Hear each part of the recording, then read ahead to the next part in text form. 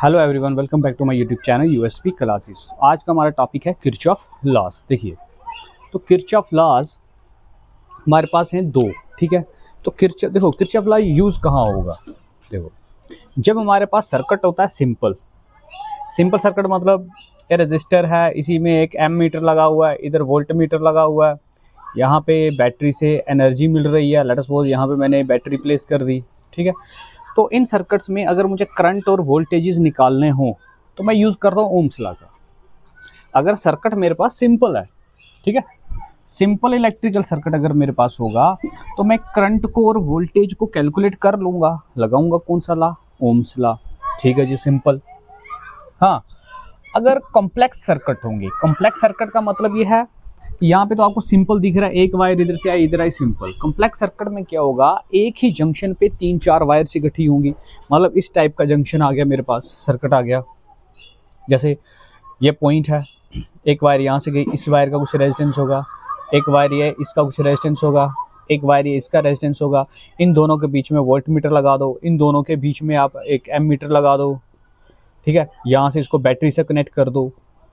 तो इस टाइप के जब प्रॉब्लम्स हमारे पास आ जाते हैं, जब एक से ज़्यादा हमारे पास आर्म्स या फिर एक से ज़्यादा हमारे पास रेजिस्टर या एक से ज़्यादा हमारे पास जंक्शंस बन जाते हैं, तो हम उस टाइम यूज़ करते हैं किरचॉफ लॉज का।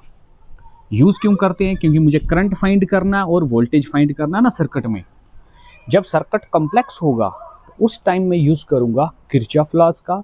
अगर सर्किट सिंपल होगा तो हम यूज़ करेंगे ओम्स लॉ का, करंट और वोल्टेजेस को कैलकुलेट करने के लिए। देखिए, फर्स्ट हमारा लॉ है किरचॉफ्स फर्स्ट लॉ। इसको पॉइंट रूल भी बोलते हैं, इसी को जंक्शन रूल भी बोलते हैं, इसी को करंट लॉ भी बोलते हैं, ठीक है जी। किरचॉफ फर्स्ट लॉ के ये 3 नाम आ गए, point rule, junction rule and current law. देखो, अब ये क्या कहता है, ये बोलता है जितना भी करंट किसी जंक्शन पे या पॉइंट पे क्लोज सर्किट के अंदर मिलता है, सर्किट क्लोज होना चाहिए, ये बात इंपॉर्टेंट है। अगर क्लोज सर्किट होगा, क्लोज सर्किट में मुझे कोई जंक्शन मिलेगा, तो उस जंक्शन में जितना भी करंट होगा वो होगा 0, ठीक है। कहने का मतलब, लेट अस सपोज, अब पूरा कंप्लीट सर्किट नहीं बनाएंगे, ऐसे सिंपल बनाता हूं मैं।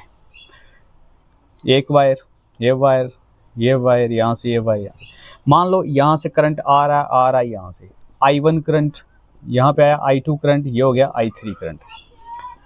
यहाँ पे ये करंट इस जंक्शन पे आके मिला और यहाँ से करंट लीव भी करेगा, ये हो गया I4 करंट, ये हो गया I5 करंट। तो जितना भी करंट इस जंक्शन की तरफ आ रहा है, तो इस पॉइंट पे टोटल करंट अगर मैं कैलकुलेट करूंगा तो वो होगा 0, क्योंकि जितना करंट आएगा उतना ही करंट इस जंक्शन से चला भी जाएगा, क्योंकि सर्किट है ना, सर्किट क्लोज है तो भाई करंट तो फ्लो करेगा ना।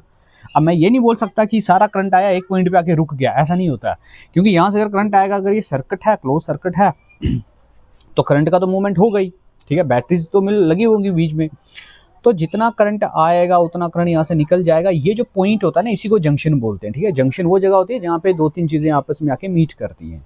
तो इस जंक्शन पे टोटल करंट कितना हो जाएगा हमारा? 0, सिंपल। देखिए, बोलता है algebraic sum of all the currents meeting at a point, point को जंक्शन भी बोल सकते हो, इन क्लोज सर्किट इज 0। जितना भी करंट मीट करेगा किसी एक पॉइंट पे क्लोज सर्किट के अंदर, उस पॉइंट पे टोटल करंट कितना होगा? 0। ये है समीशन ऑफ ऑल करंट, मतलब सम ऑफ ऑल करंट कितना होगा? 0। या फिर आप ऐसे भी बोल सकते हो, sum of all the currents entering at any point, ठीक है। पॉइंट को जंक्शन भी बोल सकते हैं, must be equal to sum of all the currents leaving that point, leaving that point or junction. देखो, जितना भी करंट आ रहा है एक पॉइंट पे, जितना भी करंट एक पॉइंट पे आ रहा है, सबको प्लस करो। उतना ही करंट यहाँ से जा भी रहा है, इनको भी प्लस करो, दोनों रिजल्ट बराबर आएंगे। जितना करंट आएगा उतना करंट जाएगा। आने वाला करंट किसी जंक्शन में और जाने वाला करंट जंक्शन से, ये दोनों करंट्स इक्वल होते हैं। मतलब incoming current and outgoing current एक पॉइंट पे हमेशा क्या रहते हैं? इक्वल, ठीक है। इसके लिए हम साइन कन्वेंशंस भी यूज़ करते हैं। देखो, जब हमारे पास कॉम्प्लेक्स सर्किट होगा, हम वहाँ पे कुछ वायर्स या आर्म्स डिसाइड करेंगे। अगर करंट जंक्शन की तरफ आ रहा है, जो इनकमिंग या फिर करंट आने वाला जो करंट होता है जंक्शन में उसको हम लेते हैं पॉजिटिव, और जो करंट जंक्शन से जाएगा उसको हम ले लेंगे नेगेटिव। ये दो साइन कन्वेंशन है बस। Incoming current is positive and outgoing current is negative. ये साइन कन्वेंशंस मतलब रूल याद रखना है, करंट के साथ साइन कौन सा लगाना है। देखो एग्जांपल हम लेते हैं, यहाँ पे एक एग्जांपल क्या है, हम एक जंक्शन ले लेते हैं ओ, इलेक्ट्रिकल सर्किट में कुछ भी इलेक्ट्रिकल सर्किट होगा, पूरा सर्किट बनाने की जरूरत नहीं है। ये मैंने एक इलेक्ट्रिकल सर्किट में एक पॉइंट ले लिया ओ, ठीक है जी। I1 and I2 be the currents entering the point. इस पॉइंट पे जो करंट आ रहा है वो कौन सा करंट आ रहा है, I1, यहाँ से ले लो I2। ये करंट आ रहा है और ये भी आ रहा है, एक ही पॉइंट पे दोनों करंट्स आ रहे हैं, और ये दोनों करंट्स होंगे हमारे पॉजिटिव, ठीक है। एरो इन्वर्ट कर दिया क्योंकि ये करंट्स आ रहे हैं। I3, I4, I5, मान लो इस पॉइंट के बाद यहाँ से आगे 3 वायर्स लगी हुई हैं, तो ये करंट 3 डायरेक्शंस में 3 वायर्स में डिस्ट्रीब्यूट हो गया, I3, I4, I5, ठीक है। और इन करंट्स को आपको लेना पड़ेगा नेगेटिव, क्योंकि ये करंट जा रहा है, क्या है, आउटगोइंग करंट है। तो अकॉर्डिंग टू किरचॉफ लॉ सारी करंट का सम कितना होगा, जीरो। कितना होगा, जीरो। देखो I1, I2 ये आने वाला करंट है, इनके साथ लगेगा पॉजिटिव साइन, प्लस ये करंट यहाँ से जा रहा है, आउटगोइंग करंट है तो साथ माइनस लेना पड़ेगा। I4 भी यहाँ से आउटगोइंग करंट है, साथ में माइनस लेना पड़ेगा साइन कन्वेंशन के अकॉर्डिंग। इस साइन कन्वेंशन के अकॉर्डिंग जाने वाला करंट नेगेटिव, I4 भी तो इस पॉइंट को छोड़कर जा रहा है करंट, तो ये भी करंट क्या होगा मेरा, नेगेटिव। ये रहा नेगेटिव। सबको सम करेंगे तो जीरो आता है, इसी का बोलते हैं sum of all current is zero. इसी में से देखो ये पहला डेफिनेशन मैंने यहाँ पे इसके थ्रू एक्सप्लेन कर दिया। आर में जो दूसरा डेफिनेशन लिखा है अब इसको भी देख लेते हैं। देखो ये -1 इक्वल टू के पार जाएगा तो क्या होगा, +1। ये -4 I4 इक्वल टू के पार जाएगा तो क्या हो जाएगा, +I4। ये I5 करंट माइनस वाला है, पार जाके क्या हो जाएगा, प्लस वाला। देखो जितना करंट आ रहा है उतना ही करंट जा रहा है, ये दोनों के दोनों बराबर हैं। इक्वल टू का मतलब बराबर है। तो दूसरा डेफिनेशन इसको डिफाइन करता है, ठीक है, दूसरी स्टेटमेंट। तो यहीं से मैंने ये कैलकुलेट कर लिया। देखो ये है सम ऑफ ऑल, ये है इनकमिंग करंट, ये है आउटगोइंग करंट। तो जितना एंटरिंग करंट है उतना ही लीविंग करंट है, जितना करंट आ रहा है उतना ही करंट जा रहा है। अब इस पे नोट करने वाली बात है, ये जो लॉ है हमारा, ये है कंजर्वेशन ऑफ चार्ज के बेस पे। तो करंट क्या है भाई, चार्ज का फ्लो ही तो होता है, तो जितना चार्ज आएगा उतना चार्ज जाएगा भी। तो ये किसके ऊपर बेस्ड है, it is this law is based on the law of conservation of charge, ठीक है, कि चार्ज हमेशा कंजर्व होता है, ना नया चार्ज क्रिएट हो सकता है, ना ही चार्ज सर्किट में डिस्ट्रॉय होगा, ठीक है। या फिर rate of incoming current, rate का मतलब होता है भाई टाइम, जितने टाइम में जितना करंट आएगा उतने ही करंट में टाइम में वो करंट वहां से सर्किट से उस जंक्शन से लीव भी कर जाएगा। Rate of incoming current equal to rate of outgoing currents बराबर हो गए। तो ये था हमारे पास किरचॉफ फर्स्ट लॉ।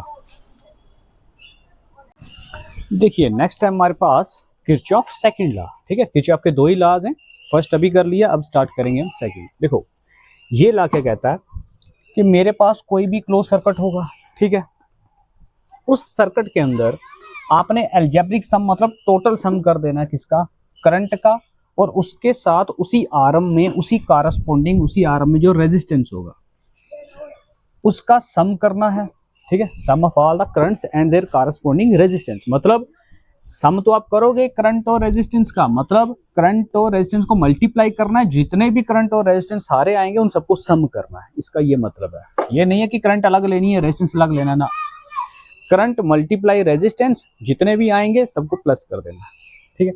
और वो किसके बराबर होगा, total EMF in that circuit, उस सर्किट का जितना भी ईएमएफ होगा।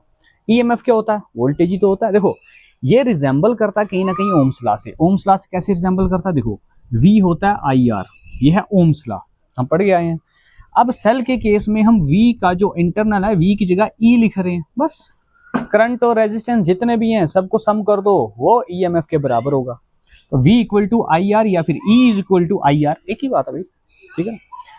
देखो तो ये मेरे पास आ गया स्टेटमेंट किरचॉफ सेकंड लॉ का, इसका लूप रूल या फिर वोल्टेज लॉ भी कहते हैं। देखो ना ये वोल्टेज ही तो है, E क्या होता है, वोल्टेज, ईएमएफ क्या है, voltage. Voltage equal to current multiply resistance, जितने भी ईएमएफ हैं जितने भी करंट और रेजिस्टेंस है कॉरस्पॉन्डिंग, सबका सम करो, दोनों बराबर आएंगे। बस किरचॉफ का सेकंड लॉ यही है। इसमें साइन कन्वेंशन हम यूज करते हैं। अगर आप सर्किट में क्लॉकवाइज करंट देखोगे आप लेंगे पॉजिटिव, अगर सर्किट में एंटी क्लॉकवाइज अगर करंट होगी तो लेंगे पॉजिटिव, क्लॉकवाइज करंट होगी तो लेंगे नेगेटिव। अगर एंटी क्लॉक ईएमएफ होगा पॉजिटिव, क्लॉकवाइज ईएमएफ होगा तो नेगेटिव। ये दो साइन कन्वेंशन हम इसमें यूज करते हैं, अभी हम इसका यूज भी करेंगे। देखिए अब हम इसकी एक एग्जांपल कर लेते हैं। मान लेते हैं हमारे पास एक सर्किट है, ये सर्किट ले लिया मैंने, A B C D F E D, एक सर्किट ले लिया मैंने, फिगर में बताया। इसमें 2 सेल ले लिए और 3 रेजिस्टर ले लिए जिनका रेजिस्टेंस कितना है, R1 R2 R3। देखो ये पहला सेल ले लिया, इसका EMF E1 होगा, इसका EMF E2 होगा।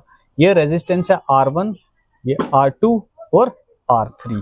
3 रेजिस्टर लगा दिए जिनका रेजिस्टेंस R1 R2 R3 है, और 2 मैंने सेल लगा दिया जिन सेल का EMF कितना है, E1 एंड E2 हमारे पास। ठीक है, कोई लिख दिया। अब मेरे पास यहाँ 2 लूप बन गए, एक लूप बना ये ऊपर, एक लूप बना ये वाला। ठीक है, मैं थोड़ा इसको छोटा लिख देता हूँ। ये मेरे पास आ गया E2 और ये आ गया R2। ठीक है, एक लूप बन गया ये, एक लूप बन गया ये, 2 लूप आ गए। अब इस पे अलग से किरचॉफ लॉ लगाना है, इस पे अलग से लगाना है, फिर जितने भी करंट और वोल्टेजेस आए, करंट और रेजिस्टेंस आएंगे उसका अलग से सम करना है, जितने EMF हैं उसका सम अलग करना है, और दोनों बराबर आएंगे। देखो कैसे, मैं इस लूप में मूव करता हूं एंटी क्लॉक, ऐसे इधर से इधर आऊंगा। देखो लगाओ जी, A B C D A loop में, A B C D A loop में, ये क्लोज लूप है। इसके अंदर अब हम क्या करेंगे, लगाएंगे किरचॉफ सेकंड लॉ। देखो ये सेल की पॉजिटिव साइड है तो करंट इस तरफ आएगा, जो करंट इधर आएगा वो होगा I1, यहां से भी करंट उस तरफ जाएगा वो करंट होगा I2। ये करंट और ये करंट दोनों यहाँ के मीट करेंगे और फ्लो करेंगे इस आर्म से। ठीक है, इसको मैं I3 भी बोल सकता हूँ, नहीं तो I1 प्लस I2 बोल सकता हूँ। ये फिर करंट यहाँ से आएगा इस आर्म में आएगा। अब ये करंट हो गया मेरा I1 प्लस I2, वो फ्लो करेगा 3rd रजिस्टर से, तो यही करंट यहाँ पे जाएगा, फिर ये पूरे सर्किट में घूमेगा। यहाँ पे करंट आएगा, कुछ करंट इधर चला जाएगा, कुछ करंट ऊपर चला जाएगा, वही ये रोटेशन उसमें चलता रहेगा करंट का पाथ। देखिए तो पहले मैं लूंगा ABCDE लूप के अंदर मैं ये एंटी क्लॉकवाइज ले रहा हूँ। क्या ले रहा हूँ, anti clockwise. Anti clockwise rule लगाएंगे। देखो करंट का डायरेक्शन इधर है, ठीक है, उस तरफ है, तो एंटी क्लॉकवाइज अगर करंट होगी तो क्या लेना है, पॉजिटिव। तो इस करंट के साथ कुछ नहीं तो समझो प्लस ही है ना, पॉजिटिव ही है। करंट को रेजिस्टेंस से मल्टीप्लाई कर दो। इसी करंट वाली आर्म में रेजिस्टेंस कितना है, R1, तो I1 को R1 से मल्टीप्लाई करो। ठीक है जी, प्लस अब ये करंट आई इधर। अब इस सर्किट में देखो, इस सर्किट में करंट रोटेट कर रहा है ऐसे।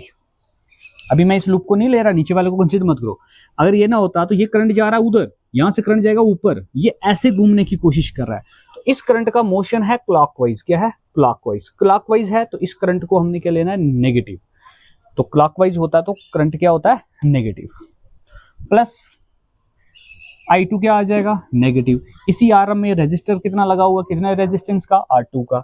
I2 को R2 से मल्टीप्लाई करेंगे, ये साथ में माइनस का साइन, प्लस करें, किसके इक्वल आएगा, इस सर्किट का जो EMF वोल्टेज है वो भी इसी डायरेक्शन में है, एंटी क्लॉक पॉजिटिव लेंगे। इसका क्लॉकवाइज है तो इसका EMF नेगेटिव लेंगे, तो पार E1 माइनस E2 कर देंगे। E2 यहाँ पे नेगेटिव है और E1 पॉजिटिव है, तो ये दोनों क्या आएंगे, बराबर, क्योंकि V इक्वल टू IR कुछ ऐसा रिसेंबल कर रहा है ओम्स लॉ की तरह ये। तो हमने ये स्टेटमेंट, इस स्टेटमेंट को यहाँ पे लूप में ये मैथमेटिकल फॉर्म लिख दी। अब आओ दूसरे सर्किट में, ये जो नीचे सर्किट है ये वाला CDEFC में, ठीक है, इस सर्किट में आएंगे। अब इस सर्किट में देखो मैं रोटेट करूंगा ऐसे एंटी क्लॉक वापस। अब ये करंट आ रहा है इधर से इधर, पूरा चल रहा है एंटी क्लॉक। अब यहाँ पे I2 जो है मेरा पॉजिटिव माना जाएगा, यहाँ पे नेगेटिव था क्योंकि लूप में करंट ऊपर जाने वाला था, क्योंकि इसको मैंने निगलेक्ट कर दिया था, तो इसका डायरेक्शन ऊपर बनता था, तो इसका क्लॉकवाइज बन रहा था। इसी करंट का नीचे वाले लूप में डायरेक्शन एंटी क्लॉक है, तभी इसको मैं यहाँ पे पॉजिटिव ले रहा हूँ। तो इसी आर्म में रेजिस्टर कितना है, R2, ये रहा। पार सेल लगा है जिसका EMF कितना है, E2, ये भी इसी डायरेक्शन में है, E2 भी का भी डायरेक्शन यही है, एंटी क्लॉक, तो ये भी आएगा पॉजिटिव। प्लस ये करंट I1 और ये I2 दोनों यहाँ पे मीट होंगे और फ्लो करेंगे थर्ड रेजिस्टर से। अब इस रेजिस्टर से कितना करंट फ्लो करेगा, I1 प्लस I2, ये रहा I1 प्लस I2। इस करंट का भी डायरेक्शन एंटी क्लॉक है, इसके साथ भी पॉजिटिव रहेगा। इसके साथ रेजिस्टेंस कौन सा आ रहा है, R3, तो इसको R3 से मल्टीप्लाई कर देंगे। किसके इक्वल आएगा, इस लूप में कौन सा सेल लगा हुआ है, एक ही है जिसका EMF E2 है, तो इक्वल टू E2 के बराबर हो जाएगा।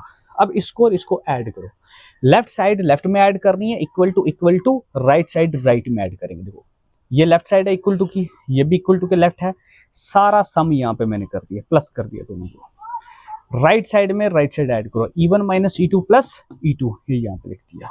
ये क्या है, IR, sum of all currents and their corresponding resistance.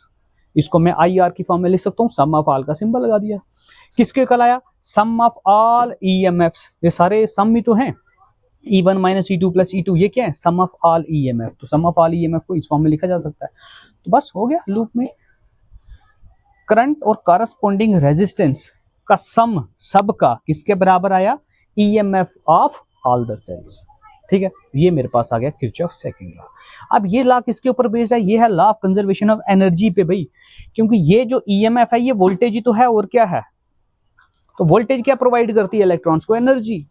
तो एनर्जी, वोल्टेज, बैटरी का क्या काम है, एनर्जी देना इलेक्ट्रॉन्स को, भागो फ्लो करो कंडक्टर से। तो ये किसके ऊपर लॉ बन जाएगा, किसके ऊपर बेस्ड हो जाएगा, law of conservation of energy का। एनर्जी की neither be created nor be destroyed, जितना एनर्जी स्टार्टिंग से है उतना ही एनर्जी बाद में रहेगा। ठीक है, तो current multiply resistance is equal to EMF, ये मेरे पास आ गया किरचॉफ का सेकंड लॉ।